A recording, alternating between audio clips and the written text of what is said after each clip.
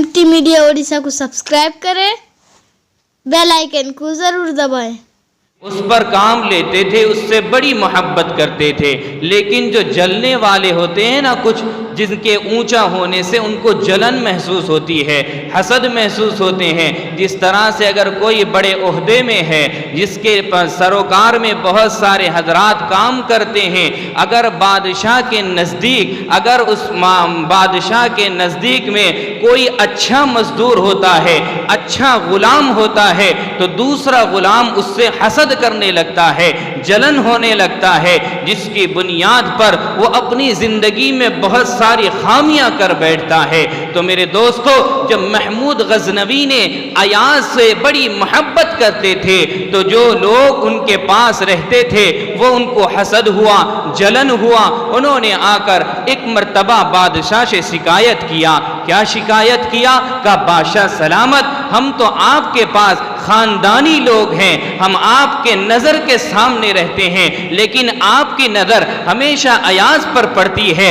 अयाज जो कोई खानदानी नहीं है, एक गरीब तबके का गुलाम है, जिससे आप बड़ी मोहब्बत करते हैं, मोहब्बत की निगाह से देखते हैं। अल्लाह के वो बंदे, वो बुजुर्ग महमूद गजनवी फरमाते हैं, अच्छा तुम्हारी बात ये सही है, मैंने सारे गुलामों को इकट्ठा किया, सब गुलाम थे, अमीर थे, गरीब थे, पैसे वाले थे, गरीब तबके के लोग थे, सब बैठ गए और फरमाया, एक गुलाम को कहने लगे, जाओ बाग से एक कड़वा दरख्त का फल लेकर आओ।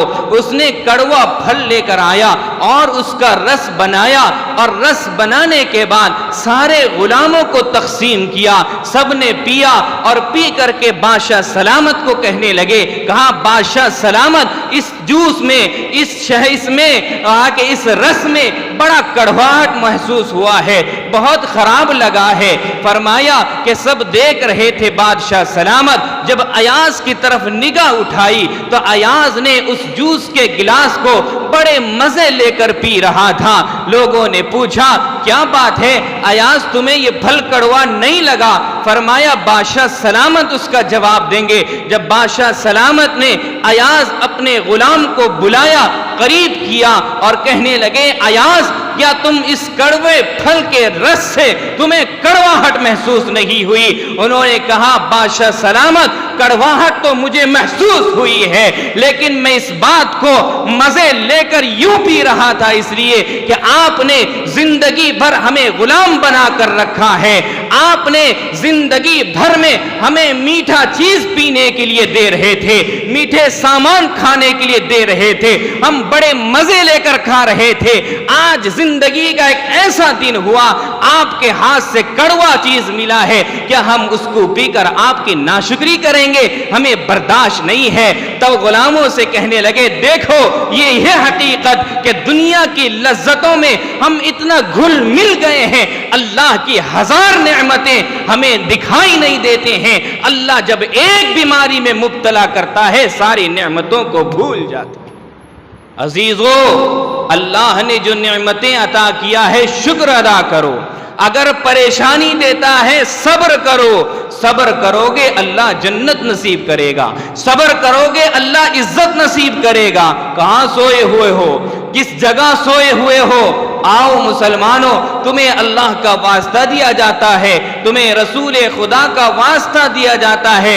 जिस खुदा के रसूल ने आलमे अरवाह में, जब हजरत आदम भी दुनिया में नहीं आए थे, किताबों के जरिए, लमा आतैतुकुम किताबन व हिक्मा, जिसमें किताबों के जरिए हिकमत बांट रहे थे, जब वो सारी किताबें बांट दी गई थी, अल्लाह ने सबको अता किया किताबों के जरिए नबूवत। फरमाया, जब मेरे महबूब की बारी आई, आसमान पर बुलाया, सुबहानल्लज़ी असरा बिअब्दिही लैलम मिनल मस्जिदिल हराम इलल मस्जिदिल अक़सा। फरमाया, मेरे हबीब को ऊपर लाने के लिए जब जिब्रील अमीन तशरीफ लाए थे, कहा जिब्रील अमीन ने परवरदिगार से कहने लगे, ए परवरदिगार, कहा तेरा आका میرے محبوب تو ام ہانی کے گھر آرام کر رہے ہیں، آپ بتائیے میرے محبوب کو کس طرح جگاؤں گا، وہ نیند سے سو رہے ہیں، کیا میں کہوں کہ یا محمد اٹھ جاؤ؟ کہا نہیں، کہا کہ کیا کہوں گا، یا مزمل کہوں گا، یا مدثر کہوں گا، کیا کہوں گا، آمینہ کا لال کہوں گا؟ نہیں، کہا میں نے تو اپنے محبوب کو اپنا نام نہیں لے کر پکارا، تو کیسے پکارے گا؟ اے جبرائیل کون ہے تو؟ فرمایا میں غلام ہوں۔ فرمایا تو غلام ہے، وہ میرا آقا محمد الرسول اللہ ہے۔ فرمایا کہ اپنی ہونٹ کو، اپنی زبان کو کہا کہ محمد کے ایڑی میں رگڑ مار، میرا محمد کی نیند کھل جائے۔ معراج کی شب یہ دھوم مچی، وہ عرش پہ آنے والے ہیں۔ معراج کی شب یہ دھوم مچی، وہ عرش پہ آنے والے ہیں۔ مشتاق زیارت ہو جائے، ہم جلوہ دکھانے والے ہیں۔ تمہارے دوستو، بزرگوں، جوانوں، آقا محمد الرسول اللہ کو حضرت جبرائیل نے اپنا ہونٹ مبارک کو رکھا، آپ اٹھ کھڑے بیٹھ جاتے ہیں۔ کہا کہ جبرائیل اب تو اپنے سر کو اٹھا لیجئے۔ کہا نہیں۔ کہا کیا بات ہے؟ اب تو محمد کی آنکھ کھل گئی ہے۔ کہا نہیں۔ کہا کہ جبرائیل کہتے ہیں میں نے جنت دیکھی ہے، جنت کی بہاریں دیکھی ہیں، جنت کی لیل و نہار دیکھے ہیں، اے اللہ کے نبی اس میں مزہ ہم نے نہیں دیکھا جو تیرے تلوے میں مزہ ہے۔ یہ میرے آقا ہیں محمد الرسول اللہ صلی اللہ علیہ وسلم۔ میرے عزیزو، اللہ کے نبی نے ہمارے لیے ساری قربانی پیش کیا، ہم نے ان کو کیا صلہ دیا ہے؟ ایک مرتبہ اللہ کے نبی صلی اللہ علیہ وسلم آرام فرما رہے ہیں، حضرت عمر فاروق رضی اللہ عنہ کی بیٹی حضرت حفصہ رضی اللہ عنہا آپ کی زوجہ محترمہ تھی۔ فرمایا ایک مرتبہ ان کے بھائی ابن عبداللہ ابن عمر رضی اللہ عنہ ان کے گھر تشریف لے جاتے ہیں۔ میں میدان میں صحن کے اندر قرآن کی تلاوت کر رہے تھے، ایک آیت آتی ہے وَامْتَازُوا الْيَوْمَ أَيُّهَا الْمُجْرِمُونَ۔ جب یہ کان پر آواز پہنچی محمد کے، ڈاک کا اٹھ کر بیٹھ جاتے ہیں۔ بیٹھنے کے بعد حضرت حفصہ نے پوچھا یا رسول اللہ، یا خیر خلق اللہ، اے اللہ کے نبی کوئی تکلیف ہے آپ کو؟ فرمایا نہیں نہیں، مجھے کوئی تکلیف نہیں ہے، تمہارا بھائی عبداللہ ابن عمر نے قرآن کی تلاوت کر رہا ہے۔ وَامْتَازُوا الْيَوْمَ أَيُّهَا الْمُجْرِمُونَ۔ ایک وقت قیامت کا ایسا آئے گا جو مجرم لوگ ہوں گے الگ کر دیے جائیں گے۔ فرمایا مجرموں کے لیے اللہ کے سامنے پردہ کر دیا جائے گا، وہ اللہ کو دیکھ نہیں سکتے۔ میرے بھائیوں، ہم یہ نہیں کہہ سکتے ہم سید ہیں، ہم یہ نہیں کہہ سکتے ہیں بڑے خاندان سے تعلق رکھتے ہیں، ہم یہ نہیں کہہ سکتے ہم شیخ ہیں، پٹھان ہیں، ہماری بخشش ہو جائے گی۔ اللہ وہ نہیں دیکھے گا، اللہ پوچھے گا بتا عمل کیسا کر کے لے کر آیا ہے۔ مسلمانوں سنبھل جاؤ، سنبھل جانے کا وقت آیا، بہت سوئے ہو تم اب ہوش میں آنے کا وقت آیا، بہت سوئے ہو تم اب ہوش میں آنے کا وقت آیا۔ جلا ڈالی تھی تم نے کشتیاں اندلس کے ساحل پر، مسلمان پھر تیری تاریخ دہرانے کا وقت آیا۔ مسلمانوں سنبھل جاؤ، سنبھل جانے کا وقت آیا۔ جہاں سے 313 چلے تھے تم مسلمانوں، انہی ماضی کی راہوں میں پلٹ جانے کا وقت آیا، انہی ماضی کی راہوں میں پلٹ جانے کا وقت آیا۔ سنو یہ مسجد اقصی سے کیا آواز آتی ہے، سنو یہ روضہ اطہر سے کیا آواز آتی ہے، مسلمانوں میری حرمت پہ کٹ جانے کا وقت آیا، مسلمانوں میری حرمت پہ کٹ جانے کا وقت آیا۔ تو میرے دوستو، بزرگوں، جوانوں، ایک چھوٹا سا واقعہ آپ کے ذہن میں، گمان میں آپ کے حوالے کر کے اپنی بات کو ختم کرتا ہوں۔ 2 منٹ کا وقت لوں گا۔ یاد رکھو، اپنی زندگی کو تھوڑا تبدیل کرنے کی کوشش کر لو، ارادہ کر لو گے، میرا اللہ تمہارے ارادے کا انتظار کر رہا ہے، میرا اللہ تمہاری توبہ کا انتظار کر رہا ہے، میرا اللہ کہتا ہے میرا جوان آ سجدہ کر، تیرے سجدے کی مجھے ضرورت ہے، تیری سجدے میں تو جو سبحان ربی الاعلیٰ کہے گا، تیری سبحان ربی الاعلیٰ سے کائنات کے گناہوں کو معاف کر دوں گا، تیرے گناہوں کی وجہ سے تو جو روئے گا، تیرے آنسو نکلیں گے، اس کی وجہ سے سارے امت کے گناہ کو معاف کر دوں گا۔ رونا اللہ کو بڑا پسند ہے۔ فرمایا، کہا کہ ایک عالم ربانی تھے جن کے یہاں ایک نائی کام کرتا تھا، بال بنانے والا، اس کو بڑا شوق تھا کہ مدینہ منورہ جائے، اس کو بڑا شوق تھا اللہ کے نبی کا دیدار کرے، اس کو بڑا شوق تھا حج بیت اللہ کرے۔ ایک مرتبہ ایسا ہوا، فرمایا کہ وہ نائی جو ہے حج کر کے آ گئے تھے، ہمیشہ روتے رہتے تھے، آنکھ بند ہے اور روتے رہتے تھے، ہمیشہ جب بھی دیکھو ان کے آنکھ بند ہے اور زارو قطار روتے رہتے تھے۔ وہ عالم ربانی پوچھے، بھائی تمہیں کون سی تکلیف ہے، تم ہمیشہ رو رہے ہو؟ جب یہ بات پوچھے تو اور زیادہ رونے لگے۔ جب رونے لگے تو رونے کی وجہ پوچھے تو فرمانے لگے، ایک مرتبہ اللہ نے مجھے توفیق دیا روضہ رسول میں جانے کا۔ کہاں؟ روضہ رسول میں جانے کا۔ اللہ ہم سب کو بھی توفیق عطا فرمائے۔ میرے دوستو، فرمایا جب میں گیا بڑا مشتاق تھا دیدار کرنے کے لیے، جب میں کھڑا ہو کر وہاں پر سلام درود پڑھا اور مجھے میرا صبر کا بندھن ٹوٹ گیا، میں نے اپنے پیارے ہاتھوں سے مبارک جالی کو پکڑ لیا، مبارک جالی کو پکڑ لیا۔ فرمایا جب میں پکڑا تھا، میرے سامنے ایک سیکورٹی گارڈ کھڑا ہوا تھا، اس نے ڈنڈے سے اتنا زور سے میرے ہاتھ کو مارا کہ میں بے ہوش ہو کر گر گیا، اور میری زبان پر یہ ہمیشہ سوچ رہتی تھی کہ کیسے میں اللہ کے نبی کا دیدار کروں گا۔ ہمیشہ درود و سلام پڑھتا تھا، درود پڑھتا تھا، علماء سے سنا تھا جو درود کثرت سے پڑھتا ہے اللہ کے نبی کو خواب میں زیارت ہوتی ہے اس کی۔ فرمایا جب میں ڈنڈا کھا کر نیچے گرا اور فوراً میں بے ہوش ہو گیا، جب میری آنکھ بند ہوئی، خدا کی قسم میرے خواب میں میرے آقا جناب محمد الرسول اللہ صلی اللہ علیہ وسلم کی ذات تشریف لائی۔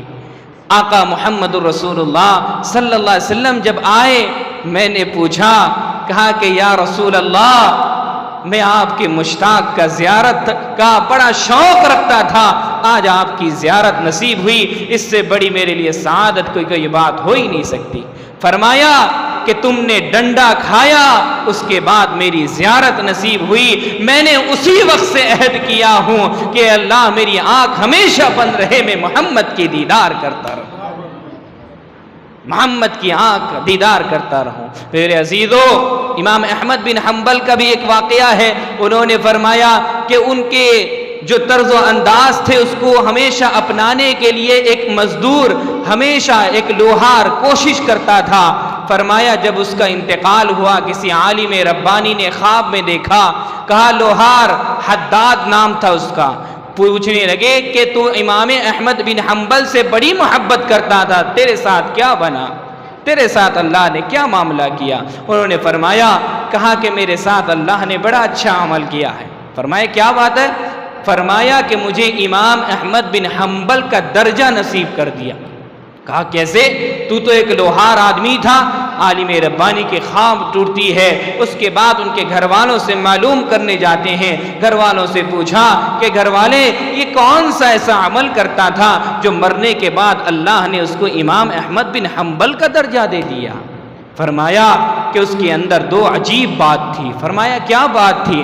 فرمایا کہ وہ لوہار تھا، جب بھی ہتھوڑا آسمان کی طرف اٹھاتا تھا نیچے مارنے کے لیے، جب اس کے کانوں میں اذان کی آواز گونجتی تھی اسی وقت وہ نیچے رکھ دیتا تھا۔ کہا پہلے اللہ کا بلاوا ہے، پھر بعد میں اس کی پٹائی ہے۔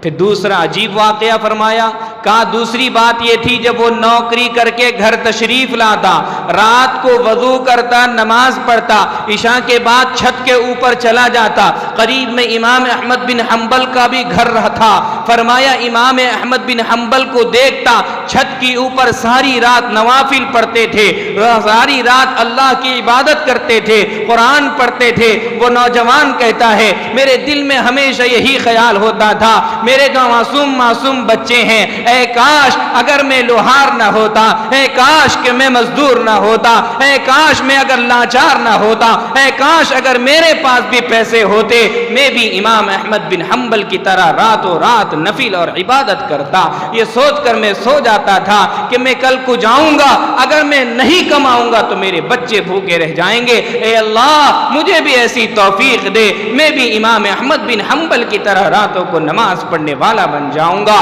فرمایا وہ بات اللہ کو اتنی پسند آئی، مرنے کے بعد اسے امام احمد بن حنبل کا درجہ دے۔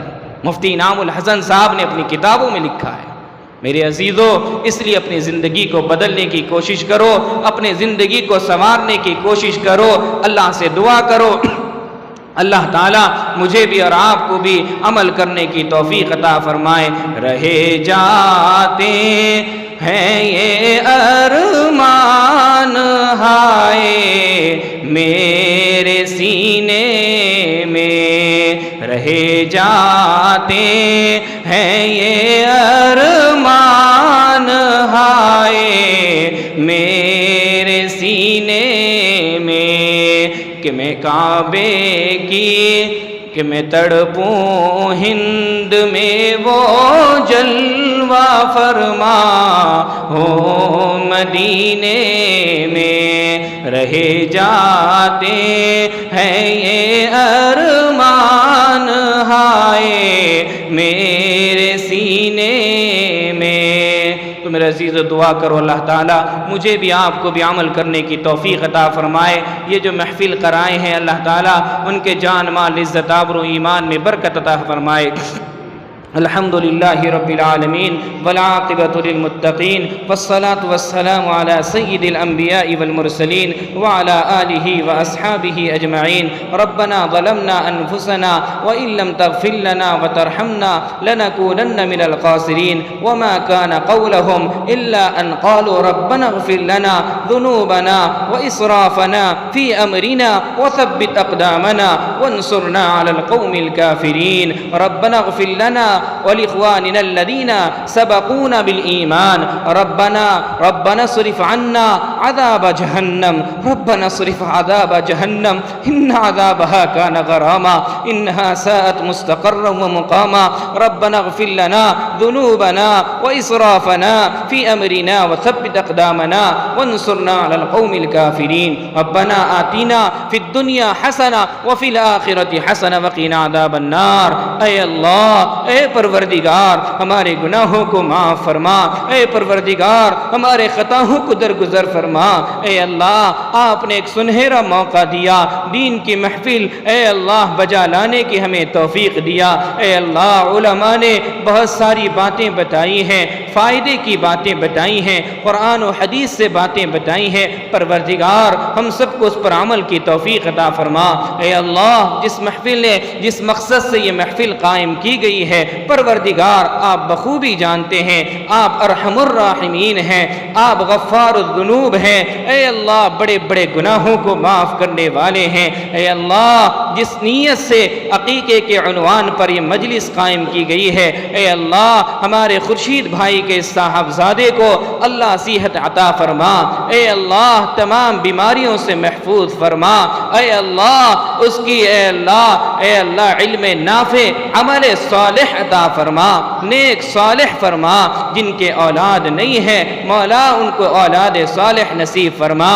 اے اللہ جو بچے بچیاں شادی کے لائق ہیں مولا ان کے لیے غیب سے ان کے جوڑے کا انتظام فرما۔ فرما، اے اللہ جو مرحومین گزر گئے اے اللہ ان کی مغفرت فرما، اے اللہ ان کے درجات کو بلند فرما، خصوصاً ہمارے خورشید بھائی کے والدہ عائشہ بی بی کی مغفرت فرما، اے اللہ درجات کو بلند فرما، ان کی روزی میں برکت و خیر عطا فرما، اے رب العالمین ہمارے تمام مرحومین کی مغفرت فرما، بیماروں کو شفا عطا فرما، یہاں کے بیٹھنے والوں کو قبول فرما، نوجوانوں کو، بزرگوں کو، ماں بہنوں کو قبول فرما، جو دعا کے لیے کہے ہیں لکھے ہیں جن پر ہمارا حق ہے سبوں کے جائز مقاصد میں کامیابی عطا فرما، ہماری دعاؤں کو آپ اپنے فضل و کرم سے جناب محمد رسول اللہ صلی اللہ علیہ وسلم کے صدقے طفیل میں قبول فرما، وصلی اللہ علی النبی الکریم، آمین یا رب العالمین برحمتک یا ارحم الراحمین۔